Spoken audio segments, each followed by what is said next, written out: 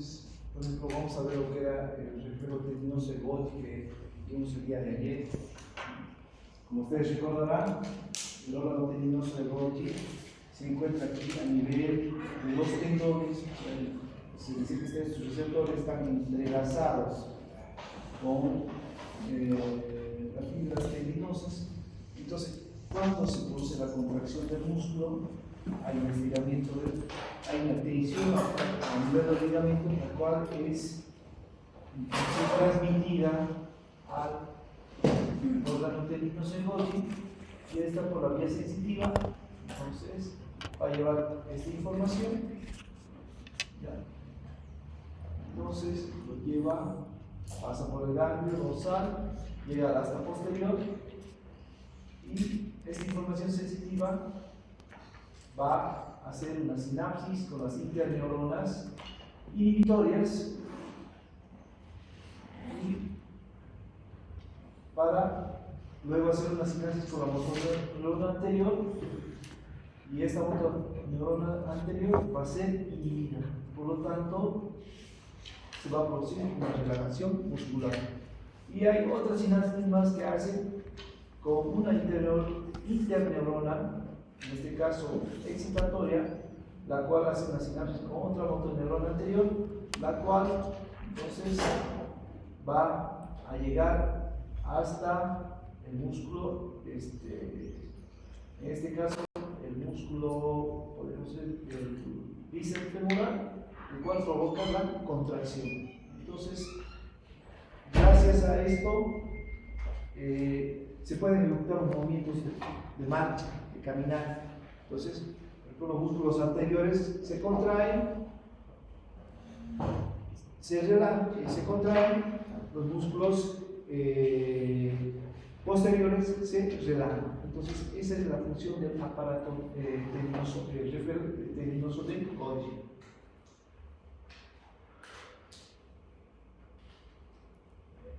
También hablamos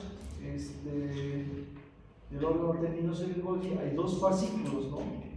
Que cuando se conecta al asta posterior, entonces hay dos fascículos que ascienden. Uno es el fascículo espinocerebroso dorsal, el otro es el fascículo espinocerebroso ventral, el cual el dorsal lleva la información de los miembros superiores y el ventral lleva la información de los miembros inferiores.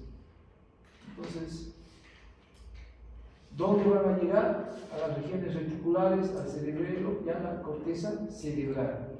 Entonces, estos son encargados de la propiocepción, o sea, de informar de la posición de los músculos, la tensión, la presión, la fuerza de contracción que hay en el músculo. Todo esto es llevado por estos dos fascículos hasta la corteza cerebral. Entonces, podemos decir que informa a los centros motores superiores sobre los cambios instantáneos que tienen lugar en los músculos. Aquí nos quedamos, ¿no? Sí. Entonces, también vimos lo que es el reflejo flexor y el reflejo extensor cruzado.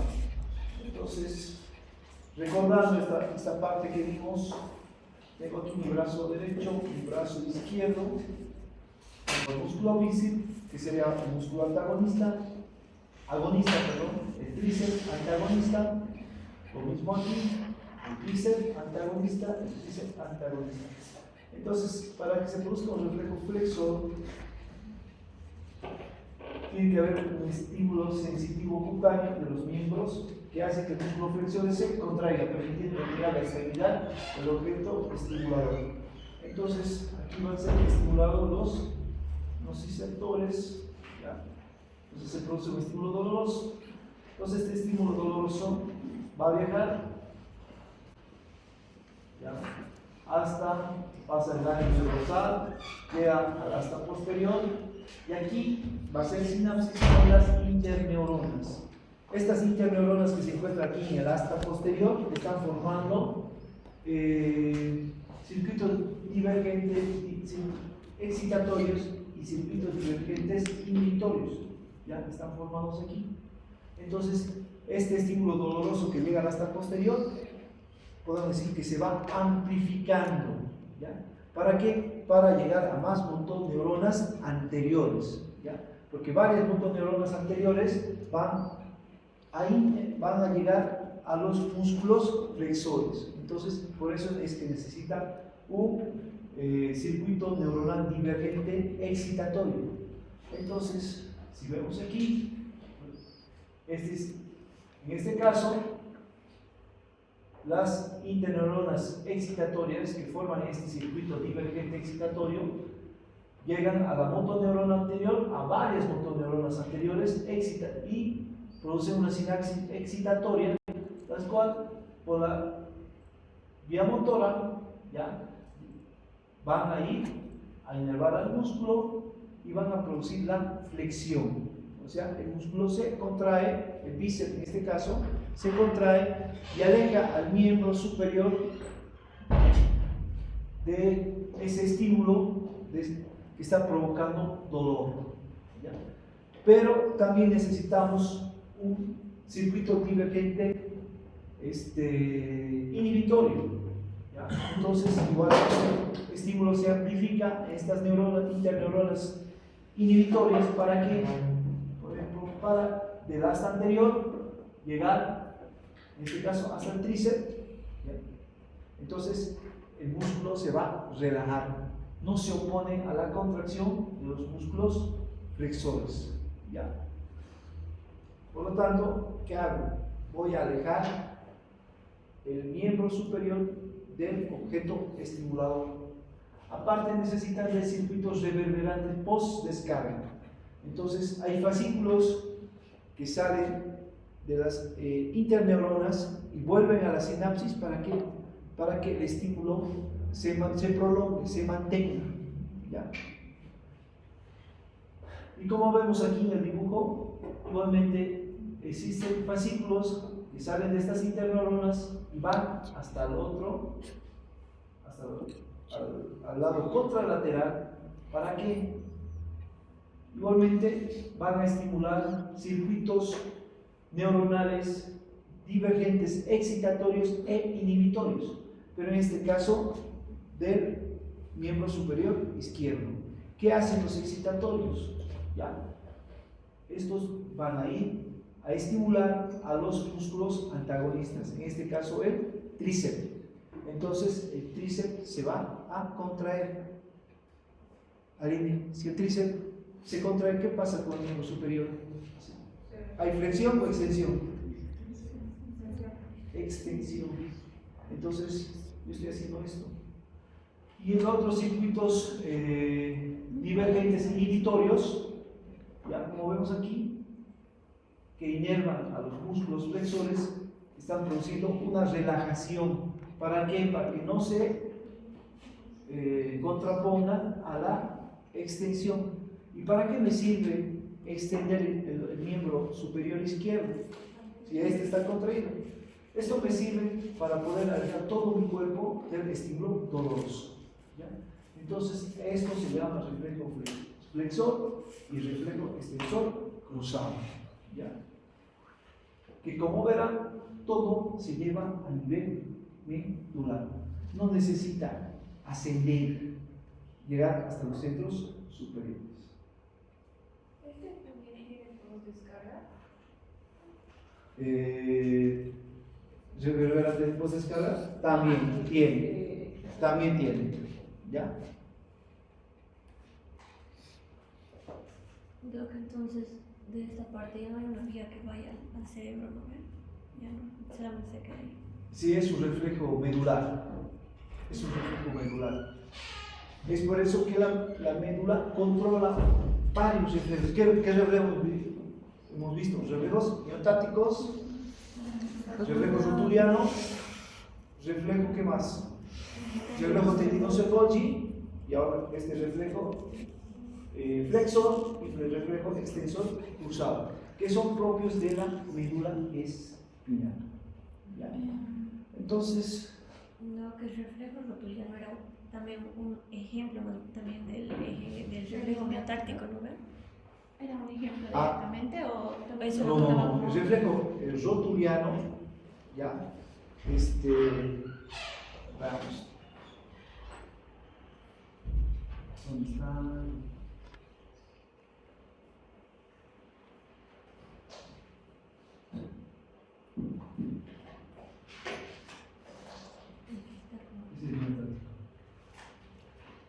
El miotático involucra sobre todo al uso muscular, ¿ya? Es el uso muscular, ¿ya? Doctor, ¿Por ¿es qué? miotáctico o miotático? Miotático es. Miotático. Pero hay, no sé si la traducción que lo hace mal dice miotático igual. Pues el libro está miotático, ¿ya? El reflejo miotático es propio del uso muscular, ¿ya? Pero donde solo estamos tomando en cuenta, en este caso, el músculo cuádriceps, o pueden tomar en cuenta el músculo bíceps, también se puede estimular un reflejo, ¿ya? Entonces aquí solo involucra al uso muscular, pero que también me va a producir una contracción muscular poderosa por el reflejo dinámico, ¿ya? En cambio, para que veamos, el reflejo rotuliano, ¿ya? Que también hay un estímulo del uso muscular. ¿Por qué? Porque hay un estiramiento del músculo, ¿ya? Entonces, va a producir esa contracción muscular. ¿Por qué? Porque ustedes saben que esta sinapsis que se está produciendo directamente de las vías aferentes que llegan al asta posterior con la motoneurona anterior, que va a producir mediante el reflejo dinámico y estático, produce igualmente que aumente el tono muscular y aparte por las fibras alfa, una contracción muscular del músculo cuádriceps, ¿ya? O sea, hay una contracción del músculo cuádriceps, por eso la persona va a extender la pierna. Pero aparte, vean este reflejo rotuliano, ese impulso nervioso aferente que llega, aparte hace sinapsis, esta sería la diferencia, con interneuronas inhibitorias, ¿ya? Entonces, estas interneuronas inhibitorias, ¿qué hacen? Inhiben a las motoneuronas, ¿ya? Para que, en este caso, el músculo isquiotibial se inhiba y por lo tanto no se opone a la extensión del músculo cuádriceps, ¿ya? El reflejo miotático en sí compromete solo al uso muscular, pero si hablo de reflejo rotuliano, tiene que haber inhibición, en este caso del músculo antagonista, ¿ya? ¿Se entiende?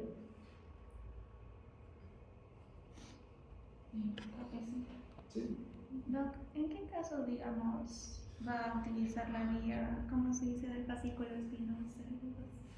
O sea, ¿en qué casos va a enviar esa información? Siempre está enviando la ¿Siempre? información. Siempre que llega al asta posterior, aparte de hacer sinapsis con las interneuronas, hace sinapsis. ¿Por qué? Porque tiene que informar a los centros superiores sobre el estado de los músculos. Si están en contracción, si están en relajación, si hay tensión, si hay aumento de la presión, todo se informa a la corteza cerebral.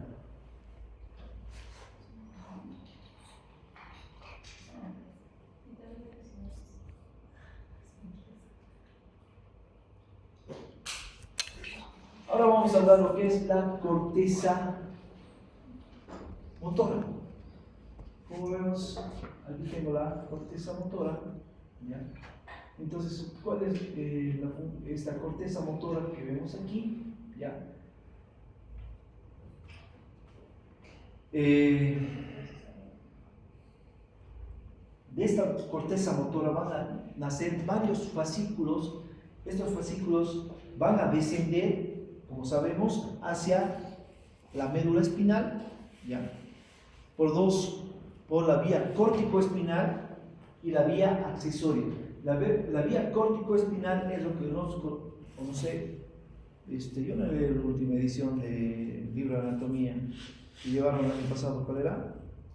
Rouvier. ¿Está como córtico-espinal o piramidal? Piramidal. Es lo mismo. Córtico-espinal o piramidal es lo mismo. Y la extrapiramidal es lo que conocemos como vía accesoria. ¿Ya? Entonces, como vemos, aquí tenemos a la vía córtico-espinal, ¿ya? Y a la vía accesoria, lo mismo. Entonces, es lo que vamos a ver esto. Son los encargados de inervar a los músculos y los responsables de producir las contracciones musculares voluntarias. Pero antes, ¿dónde se ubica la corteza motora? ¿Ya? Entonces, como la corteza motora es la que genera procesos musculares, motores finos o complejos. ¿Ya? A lo contrario de la médula espinal, que hacía que se generen procesos musculares simples. ¿Ya? Entonces, ¿cómo la puedo ubicar? Se ubica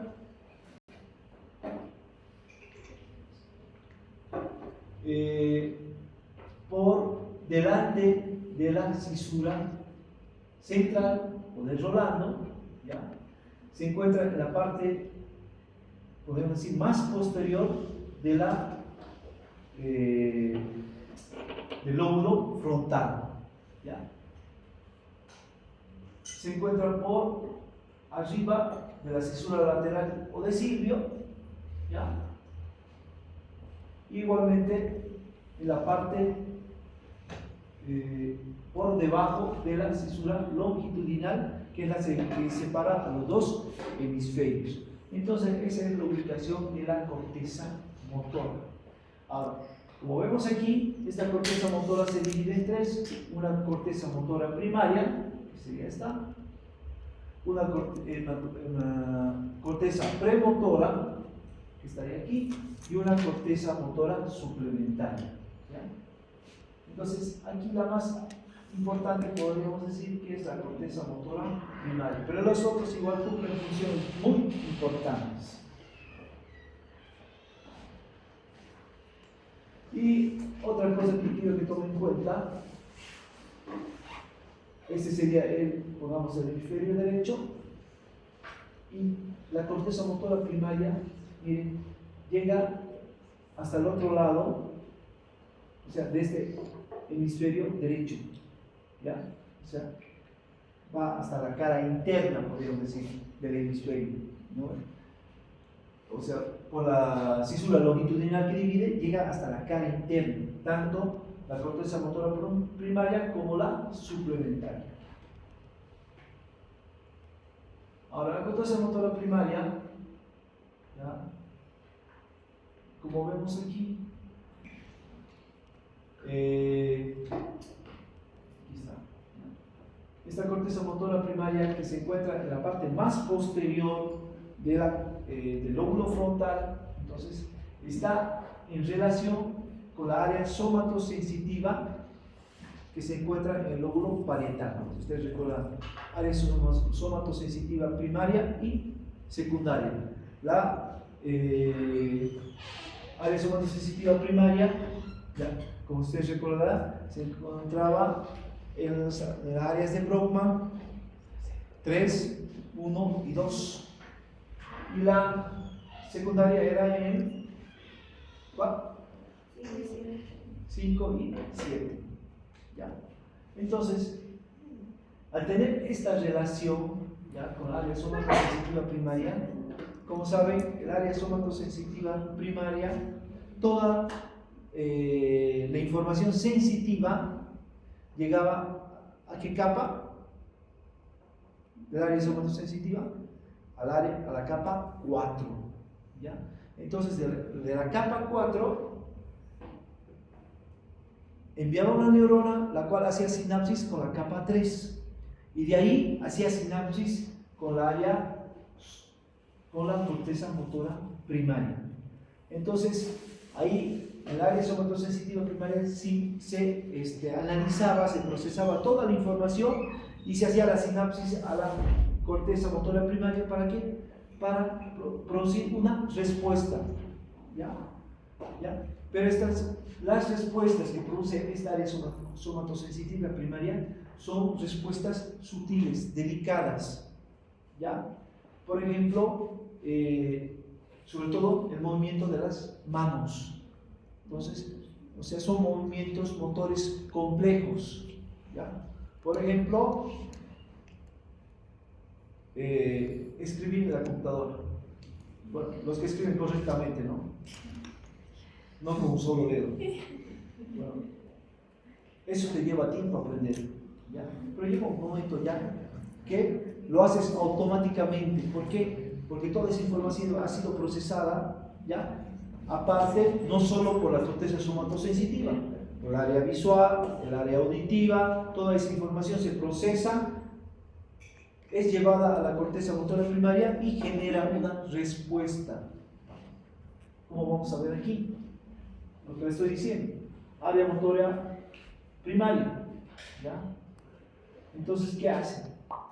Se produce esto. Este sería un corte coronal, donde, como vemos,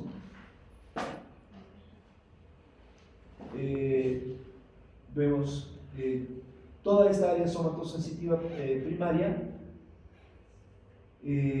donde están los pies, las rodillas, los hombros, las muñecas. Ya en la parte más lateral, esta sería la parte media, esta sería la parte lateral. Por ejemplo, miren, están las manos, donde está la cabeza, donde están los ojos, la boca. Pero lo que nos tiene que llamar la atención en este dibujo es la mano. Miren, y los dedos igual, pequeño, o sea, quinto, cuarto, tercero, o sea, segundo y primero. ¿Por qué? Porque el dibujo es más grande.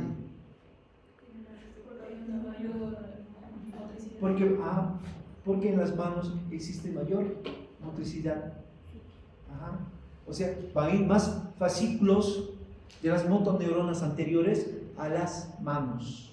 Entonces, gracias a esto que se produce en la corteza motora primaria, nosotros podemos realizar movimientos motores muy finos. ¿Ya?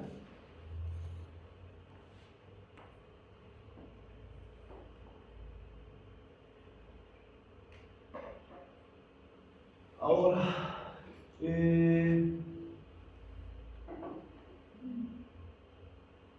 si hablo de la corteza premotora, ¿ya?, que se encuentra por delante de la corteza motora primaria, a este nivel existen neuronas en espejo, ¿ya? Entonces, estas neuronas en espejo, ¿qué hacen? Son muy importantes, ¿ya? Como veremos aquí en el dibujo, ¿dónde se encuentra la corteza auditiva? ¿En qué lóbulo? La auditiva, temporal. Entonces, miren, esta información hacen una conexión las neuronas auditivas llevando hasta la corteza premotora. Igualmente, las neuronas visuales que están en el lóbulo occipital llevan percepción y memorias visuales. Entonces, hacen sinapsis con esta corteza premotora, que es un área de planificación de movimiento. Entonces, gracias a esto, ¿ya?, entonces se pueden planificar y procesar movimientos motores complejos, más la participación de la corteza motora primaria. Entonces, es muy importante, ¿ya?, esta corteza premotora, ¿ya?, porque para el aprendizaje, gracias a esas neuronas en espejo que existen en este nivel, ¿ya? Entonces, por ejemplo, a ver cómo le pongo. Si usted está aprendiendo a operar, ¿qué hace? Usted se pone frente al cirujano, ¿ya? Y el cirujano le va a decir, fíjate lo que hago y hace lo mismo que yo. Entonces, él te comienza a hablar y vos sigues los pasos que hace el cirujano. Entonces, estás escuchando. Entonces, esa información que llega a la corteza auditiva va a ser una sinapsis. ¿A dónde? A la premotora, donde están las neuronas en el espejo. ¿Qué más? Estás viendo cómo él hace sus movimientos con las pinzas, el bisturí, etc. Entonces, esa información visual llega a tu corteza visual. Igualmente, por las neuronas, hacen una sinapsis con esas neuronas en espejo. ¿Ya? Y aparte, por tu movimiento de las manos, lo que haces, toda esa percepción es llevado ¿a qué parte? A la corteza somatosensitiva. Pero esta corteza somatosensitiva hace sinapsis con la corteza motora primaria. Entonces, toda esta información nos sirve para la planificación de movimientos motores y para el aprendizaje. ¿Ya? Entonces, es la manera de cómo, por eso se dice que cómo tienes que aprender: viendo, escuchando y haciendo. ¿Ya? Entonces, todo lo nuestro es más complejo, pero es para que ustedes entiendan cómo se procesa la información. ¿Ya? Y es la función, por ejemplo, de esta parte de las neuronas en espejo que se encuentra en el área premotora. Ajá, premotora. No, es área corteza premotora o secundaria.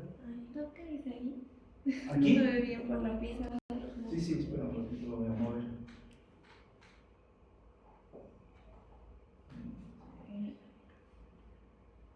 Esto lo ponemos aquí.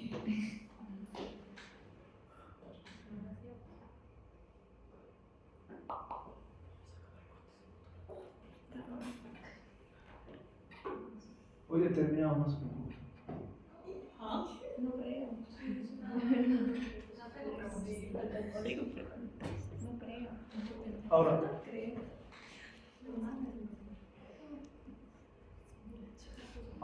los movimientos de los músculos independientes contralaterales programan la actividad del área motora primaria. Entonces, los fascículos del área motora primaria, ¿ya? O sea, esta de aquí, van a salir fascículos, sobre todo córtico-espinales. Si estoy hablando de los córtico-espinales, ¿de qué vía estoy hablando? Descendente. La piramidal. ¿Ya? Entonces, estos fascículos, en algún y a un sitio donde yo les indicar, hacen una decusación. ¿Ya? Por eso dice contralateral. ¿Ya? Entonces, la corteza motora primaria del lado izquierdo si hace una decusación contralateral. ¿Movimientos de qué parte del cuerpo? Derecho. Lo mismo, la corteza motora primaria del lado derecho, por la decusación vamos a manejar los movimientos del lado izquierdo de mi cuerpo. ¿Ya? Ahora, ¿qué hace el área motora suplementaria? ¿Ya? Dice que tiene movimientos de músculos independientes, ipsolaterales y contralaterales relativamente burdos, o sea, movimientos poco sutiles. ¿Ya? Aparte, esta suplementaria tiene varios fascículos, pero la mayoría de estos fascículos son ipsolaterales. ¿Qué quiere decir ipsolaterales? O sea, del mismo lado. ¿Ya? Aparte, ¿qué hace? Tiene una contracción tónica bilateral de las extremidades, o sea, es la que va a manejar el tono muscular. ¿Ya? El tono muscular que es dado por los usos musculares. ¿Qué más? Movimiento de fijación de los diferentes segmentos corporales y movimientos posturales de la cabeza y de los ojos. Entonces, sobre todo esto es manejado por la corteza motora suplementaria.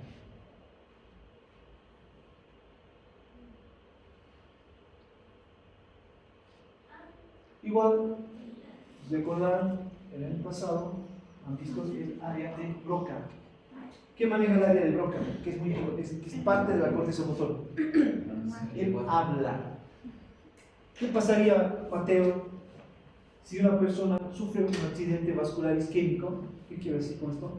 Una arteria se tapa y es la encargada de irrigar esta área de Broca. ¿Qué pasaría? Esta persona estaría postrada en cama, por ejemplo. ¿Y qué más? ¿Qué tendría? No podría articular las palabras, no puede hablar. Entonces, si ustedes alguna vez tienen un paciente, un familiar y no puede articular palabras, tiene que pensar que hay un daño en el área de Broca. Puede ser un accidente vascular isquémico o hemorrágico, cualquiera de los dos, que esté afectando al área de Broca. ¿Ya? Pero, por clínica, ustedes van a sospechar eso. ¿Cómo pueden cerciorarse? ¿Qué estudio tendrían que pedir? ¿Ah? ¿Cómo? ¿Qué estudio pido? Para ver si hay una tomografía. Pides una tomografía y va a salir la mancha ahí. ¿Ya? Y se comprometido el área de Broca. ¿Ya? A veces es medio complicado verlo. ¿Por qué? Por eso hay médicos imagenólogos que se dedican a la interpretación de las imágenes, ya sean radiográficas, ecográficas, tomográficas. Bueno, ahí me informan. Muerte neuronal por accidente vascular isquémico en el área de Broca. Entonces, yo por la clínica ya corroboro sí que te ha tenido un accidente vascular a nivel del área de Broca.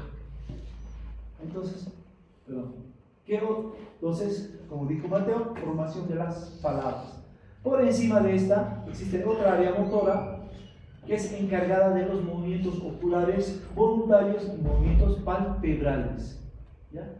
Esta está interconectada, ¿ya? Con el área occipital. ¿Ya? Entonces, esta área motora está conectada. Entonces, gracias a esto, uno puede fijar los movimientos oculares hacia un sitio específico. ¿Ya? Gracias a esa conexión. ¿Qué más tenemos? Por encima de esta se encuentra el área motora encargada de la rotación de la cabeza, de los movimientos de rotación de la cabeza. ¿Qué más? Y por encima de otra existe otra área que se encarga de las habilidades manuales. Entonces, no solo es la corteza motoria primaria, premotora y accesoria, también existen otras áreas motoras que se encuentran por adelante de esta corteza motora, ¿ya? Que son también muy importantes. ¿Qué es la apraxia motora? Apraxia motora.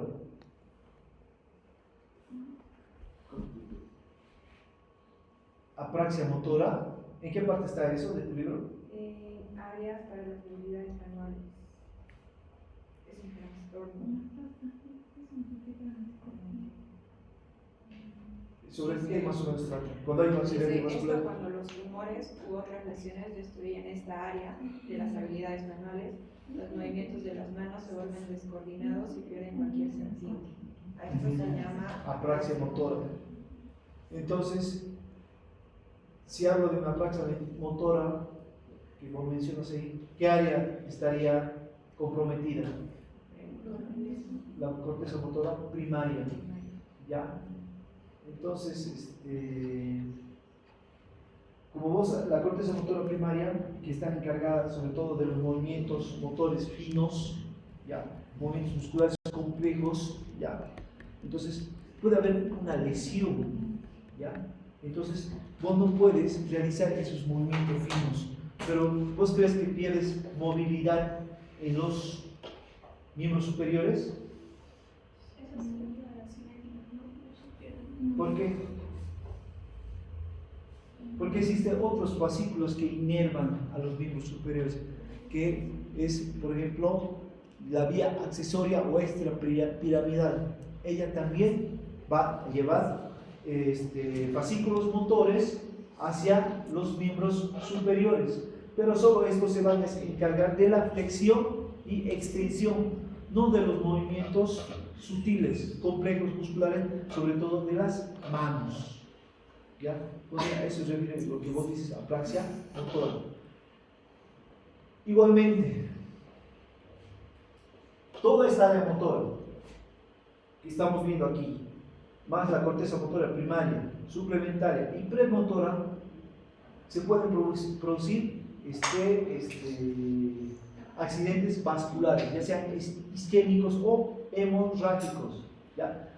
Los isquémicos, cuando se produce, se tapan por un coágulo, ¿ya? Por un coágulo. Entonces no hay irrigación y las células neuronales motoras mueren. O puede ser hemorrágico, una arteria por una debilidad en sus capas musculares, ¿ya? Revienta y se produce una hemorragia. Entonces, igualmente hay una falta de irrigación en los dos casos.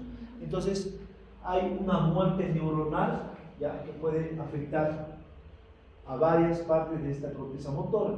Entonces, si el daño de la corteza motora es derecho, ¿qué se va a producir? Una hemiplegia. ¿Ya? ¿Pero de qué lado? Izquierdo. ¿Ya? Entonces, aparte, este accidente vascular puede comprometer al área somatosensitiva primaria y secundaria, si es extenso, porque puede ir frontoparietal. Entonces, si compromete al área sensitiva, o sea, la parietal, ¿qué va a pasar a esta persona? ¿Qué va a tener? Una hemiparesia. ¿Ya? O sea, compromete frontal y parietal. Entonces, ¿qué está pasando? Por ejemplo, si es derecho, todo mi lado izquierdo no va a haber sensibilidad. Eso se llama hemiparesia. Y aparte, si hay falta de movimiento o falta de fuerza muscular, eso sería una hemiplegia. ¿Ya? Eso no se preocupe, lo vamos a volver a ver en neuro. Dígame, Aline. Es que yo me puse a hablar con la nariz. En el área de columna, por ejemplo, ya quiero lo que es la fase de dos. Pero, ¿por qué extirparías una lesión? Tumores cerebrales. ¿Ya? Así, depende. Por ejemplo, el otro día di anestesia a un paciente de 60 años que ha comenzado con mareos, ¿ya? Y fue, no sé, no podía, y aparte ha comenzado a perder la visión, no veía bien. Entonces llegó a la emergencia, el oftalmólogo atendió, el examen fondo del ojo perfecto, no había nada. Entonces lo pasó al neurocirujano. El neurocirujano hizo una tomografía y vio que había un tumor a nivel de la región occipital que aparte comprometía el cerebelo. Entonces por eso él, aparte de perder la visión, estaba mareado, tenía que agarrarse en la pared. ¿Por qué? Porque el cerebelo es sobre todo que maneja el equilibrio, la marcha, ¿ya? Entonces entramos a operar a ese paciente, lo programamos. Entonces el cirujano hizo una resección de todo el tumor que estaba en el lóbulo occipital. Entonces fue todo bien, pero ya cuando se volvió a valorar el paciente, ya despierto todo, él había perdido el 70% de la visión, solo ha quedado con un 30%. ¿Ya? Entonces, se hace este tipo de extirpaciones. ¿Ya? En los años, a principios del siglo pasado, en el siglo XX, al principio, igual se han hecho varias lobectomías frontales, ¿ya? A pacientes psiquiátricos, porque no se tenía mucho conocimiento de esto, ¿ya? Pensaban que esos comportamientos erráticos de sus pacientes se podían mejorar extirpando áreas específicas del lóbulo frontal, pero no pasaba esto. claro, no podían moverse porque no tenían, por ejemplo, si llegaban al área motora primaria, ya no se movía, no hacían, no tenían esa, pero no era la solución. Por eso siempre experimentando, ¿no? De eso ya no se hace. Entonces, ahora vamos a ver lo que es la vía córtico-espinal o lo que se conocía como vía piramidal. Ahora se habla de vía córtico-espinal. Entonces, la vía córtico-espinal o piramidal, entonces van a salir varios fascículos, ¿ya? Los cuales van a ir a inervar la parte motora de piernas, pies, tronco, brazo, manos, cara, boca, etc. Entonces, ¿de dónde sale esta vía córtico-espinal o piramidal?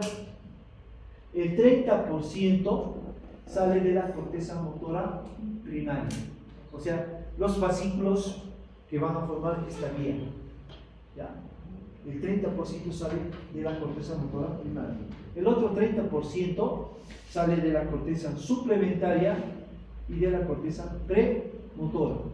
Entonces, si sumo 30 más 30, me daría el 60. O sea, me faltaría un 40% más. ¿De dónde sale? Sale de aquí, del área somatosensitiva. El 40% de los fascículos. ¿Ya? Entonces, el 40% de los fascículos va a estar al lado del área somatosensitiva. Entonces, todo esto, estos fascículos son sobre todo primordiales para generar movimientos diestros de las manos. Entonces, las actividades manuales complejas van por esta vía córtico-espinal o piramidal. Entonces, aquí tengo la vía córtico-espinal o piramidal. Como vemos, aquí está la corteza motora, pero recordemos que de la corteza motora primaria solo sale el 30%, otro 30% de la premotora y de la suplementaria, y el 40% del área somatosensitiva. Entonces, se forman los fascículos, ¿ya? Y todo esto serían los fascículos de la vía córtico-espinal o piramidal. Entonces, como ven, va a pasar la sustancia blanca del cerebro, pasa por el cuerpo, por la cápsula interna, sigue descendiendo y, como verán, no está haciendo ningún tipo de sinapsis. Llega y pasa por la parte anterior de la base de los pedúnculos mesencefálicos, sigue descendiendo hacia la protuberancia, pero vean, aquí en la protuberancia se divide en varios fascículos, ¿ya? Entonces, forman fascículos longitudinales. Sigue descendiendo, ¿ya? Y en la parte anterior del bulbo raquídeo se vuelven a unir, a asociar, formando un fascículo. Y aquí se produce en la parte inferior del bulbo raquídeo, ¿ya? O sea, en el bulbo inferior, perdón, en la parte anterior, ¿ya? Se produce una decusación, ¿ya? ¿Cómo es esta decusación? El 90% de los fascículos se van a entrecruzar. Los del lado izquierdo van al derecho y los derechos al izquierdo. El 90% de los fascículos. Y me van a formar el fascículo córtico-espinal lateral. Y el otro 10% no se entrecruzan, ¿ya? Y van a formar el fascículo córtico-espinal ventral, ¿ya? Estos fascículos córtico-espinales laterales sobre todo van a llegar a inervar a los músculos distales. ¿Cuáles son los músculos distales? Músculos distales, o sea, a los músculos del antebrazo, a los músculos de las manos, igualmente a nivel de los miembros inferiores, los músculos más distales. En cambio, este fascículo córtico espinal ventral inerva a los músculos del cuello, de la parte superior del tórax. ¿Ya? Pero este fascículo córtico espinal igualmente se produce una decusación. Esa decusación se da a nivel, sobre todo en la médula espinal, a nivel del cuello o en la región superior del tórax. Igual hay una decusación que es más inferior. En cambio, la decusación del fascículo córtico espinal lateral se da a nivel del bulbo raquídeo. Y como verán, esta vía piramidal o córtico espinal no hace sinapsis hasta que llega al asta anterior de la médula espinal, baja directamente. ¿Ya? Entonces, esta vía es fácil. ¿Qué información me lleva? Información motora. ¿Qué información motora? Para la contracción de los músculos esqueléticos. ¿Ah? La lateral, la córtico-espinal lateral, sí, de los músculos distales. Pero existen excepciones. Dice que se han descubierto personas que no se produce esta decusación en el 90%. ¿Ya? Es 50, 40, ¿ya? Bueno, pero es raro, ¿ya? Ahora, ¿qué tiene que ver las células piramidales gigantes de Betz? ¿Ya? Estas células piramidales de Betz se encuentran a nivel de la corteza cerebral y son las encargadas, como vemos, porque son gigantes, porque tienen un diámetro de 60 micras. Pero su tamaño es de 60 micras y el diámetro de su axón es de 16 micras. ¿Ya? Y viaja de impulso nervioso a una velocidad de 70 metros por segundo. Entonces, estas células piramidales gigantes de Betz solo forman el 3% de la vía córtico-espinal o piramidal. Entonces, aparte, se encuentran en la quinta capa de la corteza motora, en este caso sería, y están encargadas de los movimientos sutiles y finos de las manos y de los dedos. Estas células piramidales gigantes de Betz que solo forman el 3%. El total de neuronas que forman esta vía piramidal o córtico-espinal dice que son más o menos de 100 millones. ¿Ya? Entonces, si hablo del 3%, más o menos me estoy refiriendo que estas células piramidales estarían en un número de 34.000, más o menos. ¿Ya? Entonces, solo este 3% de células de Betz son las encargadas de los movimientos sutiles y finos de las manos y de los dedos. El resto, el 97%, está formado por fibras nerviosas, ¿ya?, que están encargadas de mantener sobre todo el tono muscular.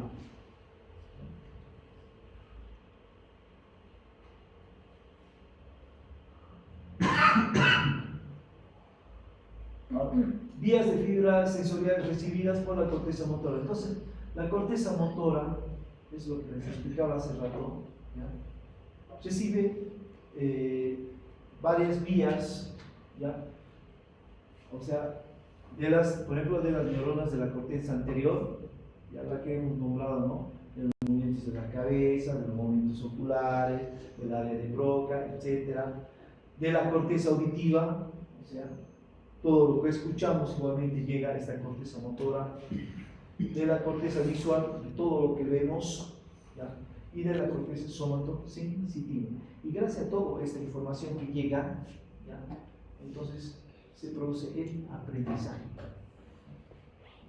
Entonces, es por eso que si nosotros queremos aprender algo, ¿ya?, por eso la enseñanza tiene que ser en competencias, es aprender haciendo, viendo, escuchando, y mientras vos haces,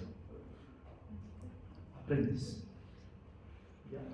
No es solo escuchar o copiar lo que ves, sino es que hacer. ¿Ya? Es la única manera de aprender. ¿Ya? Ahora tengo esto, la vía accesoria de la corteza motora. Cuando hablo de la vía accesoria, estoy hablando de la extrapiramidal, que seguramente ustedes la han descrito el año pasado en neuroanatomía. ¿Ya? Y bueno, esto no está, no sé si está en el libro, la vía accesoria, pero no la describe así, la hace mucho más compleja. ¿Ya? ¿Qué diferencia hay la corteza esta accesoria con la piramidal? ¿Ya? Que la piramidal o córtico-espinal, ¿ya?, que hemos visto hace rato, desciende sin hacer sinapsis. ¿Dónde hace la sinapsis? Lo hace cuando llega al asta anterior de la médula. En cambio esta, miren, igualmente van a salir fascículos de la corteza motora, pero los fascículos que salen de la corteza motora, por ejemplo, van a hacer sinapsis aquí a nivel de mesencéfalo, ¿ya? En el núcleo rojo, en el cerebro medio. Entonces, ¿qué vía van a hacer ahí? Nace la vía la vía o tracto rubroespinal. ¿Ya? ¿De qué se encarga esta? Esta va a producir la excitación de músculos flexores e inhibición de los músculos extensores. Entonces, eso es lo que hace la vía rubroespinal. Es por eso que si hay una lesión a nivel del área motora primaria, entonces perderíamos en movimientos complejos motores de las manos, de los dedos, pero no perderíamos el movimiento de los brazos. ¿Por qué? Porque esta vía rubroespinal se encarga de llevar los movimientos motores a los músculos, en este caso a los músculos flexores, y la inhibición a los extensores. ¿Ya? Entonces habría movimiento en los brazos, pero no podríamos hacer tareas musculares complejas.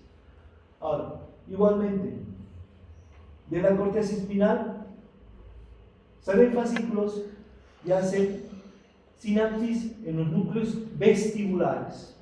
Entonces, esta sinapsis crea otro fascículo que es el vestíbulo espinal. ¿Ya? Este fascículo, tracto vestíbulo espinal, es el encargado de realizar ajustes de postura y movimientos de la cabeza, ayudando también a mantener el balance. Igual, de la corteza motora salen otros fascículos, ¿ya? Y como vemos aquí, ¿qué más? A nivel de la formación reticular, ¿ya? Entonces, en la protuberancia, ¿ya?, produce el tracto retículo espinal, ¿ya? Este tracto fascículo retículo espinal, ¿qué hace? Regula la sensibilidad a estímulos dañinos produciendo un reflejo flexor, ¿ya? Entonces, esto es el retículo o vía o tracto retículo espinal.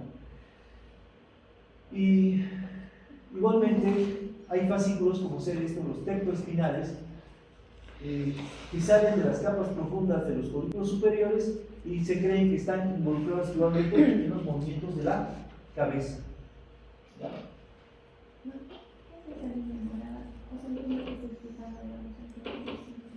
Están haciendo sinapsis. Ya, están haciendo sinapsis. Bueno, este es un resumen que yo he hecho de todas las vías accesorias. ¿Ya? ¿Has encontrado, Briana, esto en el libro? Está como... Vía accesoria debe estar.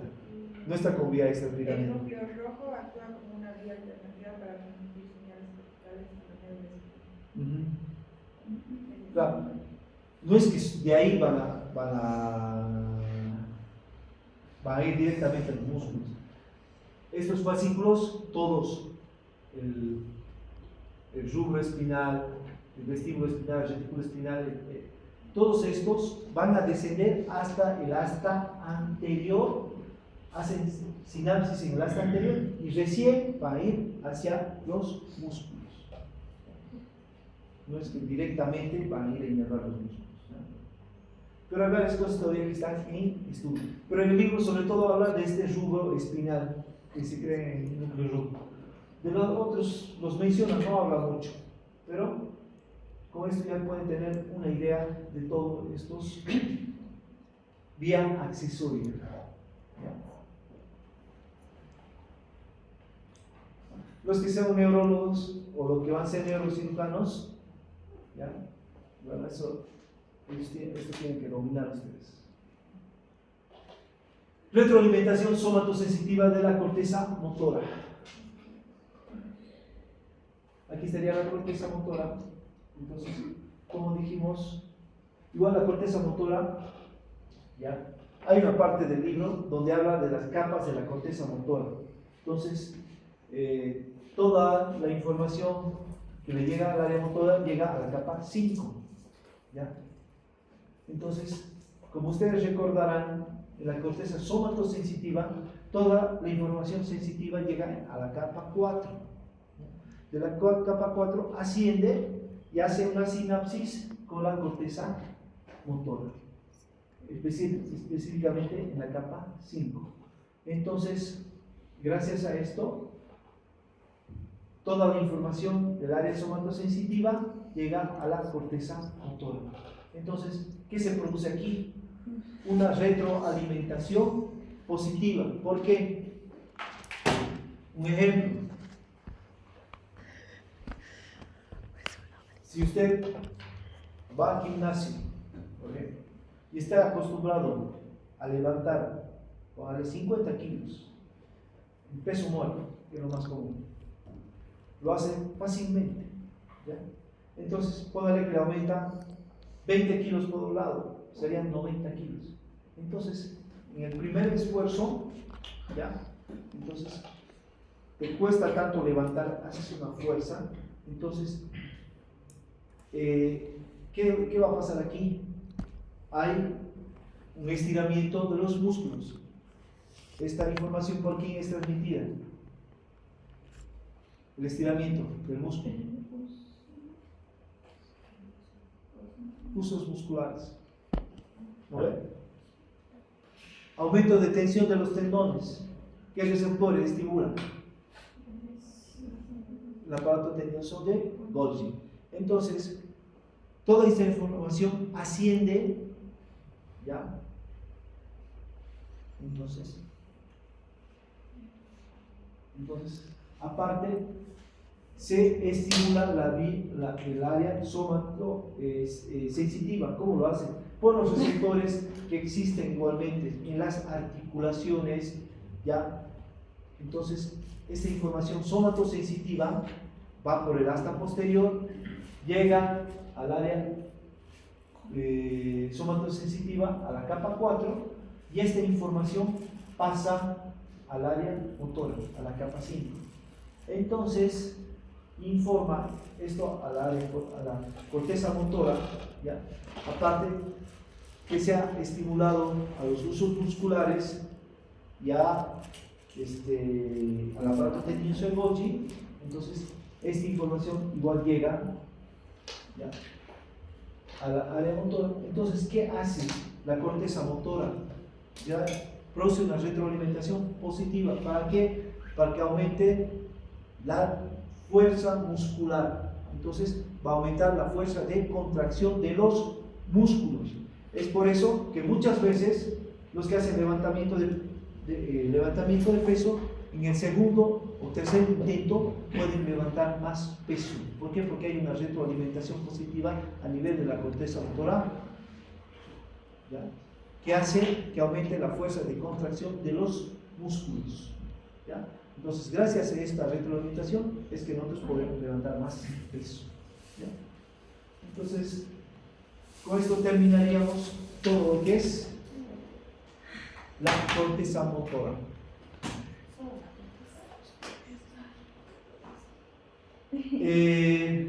Bueno, existen libros, si ustedes revisan, existen más vías accesorias, ¿ya? En la corteza motora, ¿ya? Existen vías para los movimientos